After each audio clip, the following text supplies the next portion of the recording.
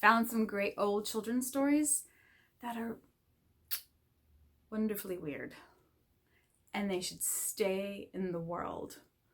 So I'm going to share them with you. You can enjoy them as an adult. You can torture your children with them.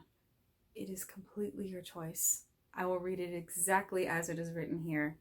This is the book Best Stories to Tell Children by Sarah Cohn Bryant. You can see the cover here. It's an antique. And this story is The Cat and the Parrot. Once there was a cat and a parrot, and they had agreed to ask each other to dinner, turn and turn about. First the cat should ask the parrot, and then the parrot should invite the cat, and so on. It was the cat's turn first. Now the cat was very mean. He provided nothing at all for dinner except a pint of milk, a little slice of fish, and a biscuit. The parrot was too polite to complain, but he did not have a very good time. When it was his turn to invite the cat, he cooked a fine dinner. He had a roast of meat, a pot of tea, a basket of fruit, and, best of all, he baked a whole clothes basket full of little cakes. Little brown, crispy, spicy cakes. Oh, I should say as many as 500. And he put 498 of the cakes before the cat, keeping only 2 for himself. Well, the cat ate the roast and drank the tea and sucked the fruit, and then he began on the pile of cakes. He ate all 498 cakes, and then he looked around and said, "I'm hungry. Haven't you anything to eat?" "Why," said the parrot, "here are my 2 cakes, if you want them." The cat ate up the 2 cakes. Then he licked his chops and said, "I'm beginning to get an appetite. Have you anything to eat?" "Well, really," said the parrot, who was now rather angry, "I don't see anything more unless you wish to eat me." He thought the cat would be ashamed when he heard that, but the cat just looked at him and licked his chops again, and slip, slop, gobble, down his throat went the parrot. Then the cat started down the street, and an old woman was standing by, and she had seen the whole thing. She was shocked that the cat would eat his friend. "Why, cat," she said, "how dreadful of you to eat your friend Parrot." "Parrot, indeed," said the cat. "What's a parrot to me? I have a great mind to eat you too." And before you could say Jack Robinson, slip, slop, gobble, down went the old woman. Then the cat started down the road again, walking like this, because he felt so fine. Pretty soon he met a man driving a donkey. The man was beating the donkey to hurry him up, and when he saw the cat, he said, "Get out of my way, cat, I'm in a hurry, and my donkey might tread on you." "Donkey, indeed," said the cat. "What should I care for a donkey? I've eaten 500 cakes, I've eaten my friend the parrot, I've eaten an old woman. What's to hinder my eating a miserable man and a donkey?"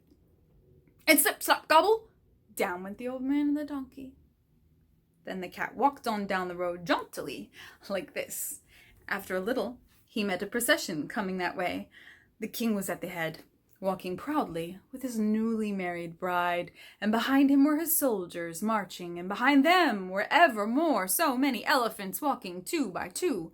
The king felt very kind to everybody because he'd just been married, and he said to the cat, "Get out of my way, pussy, get out of my way.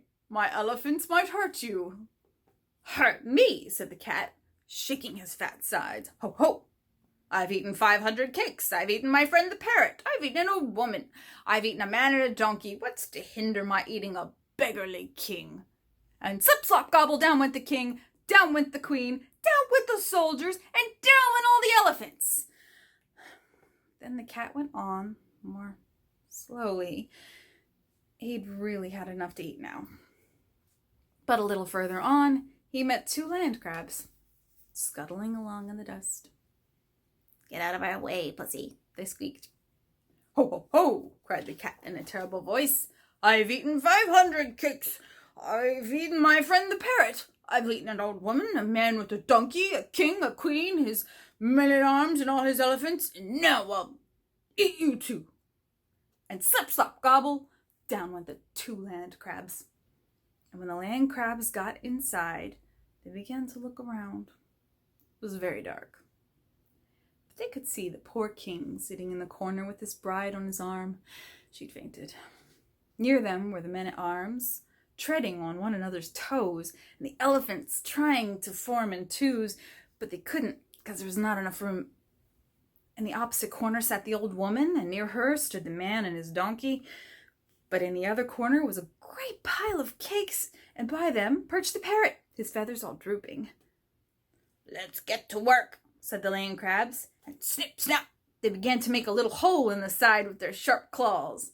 Snip, snap, snip, snap, snip, snap, till it was big enough to get through. Then out they scuttled. Then walked out the king carrying his bride. Out marched the men-at-arms. Out tramped the elephants, 2 by 2. Out came the old man, beating his donkey. Out walked the old woman, scolding the cat. And least and last of all, out hopped the parrot, holding a cake in each claw. You remember, 2 cakes was all he wanted.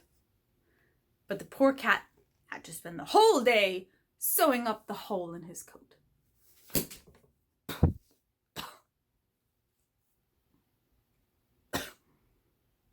Teach your children.